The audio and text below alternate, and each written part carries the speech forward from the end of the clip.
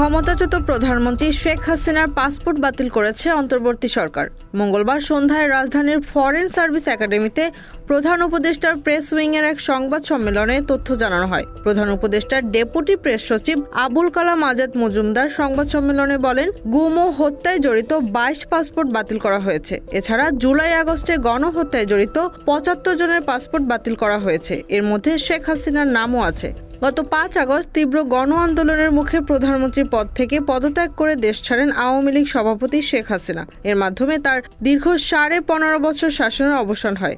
বর্তমানে তিনি ভারতে অবস্থান করছেন। এর পরপরই শেখ হাসিনা সহ ক্ষমতাচ্যুত সরকারের মন্ত্রী, প্রতিমন্ত্রী ও সংসদ সদস্যদের কূটনৈতিক পাসপোর্ট বা লাল পাসপোর্ট বাতিল করে অন্তর্বর্তী সরকার। ক্ষমতাচ্যুত হওয়ার পর শেখ হাসিনার বিরুদ্ধে আন্তর্জাতিক অপরাধ ট্রাইব্যুনাল সহ দেশের বিভিন্ন আদালতে শতাধিক হত্যা মামলা করা হয়েছে। এরই মধ্যে তার বিরুদ্ধে গ্রেফতারি পরোয়ানা জারি করেছে আন্তর্জাতিক অপরাধ ট্রাইব্যুনাল।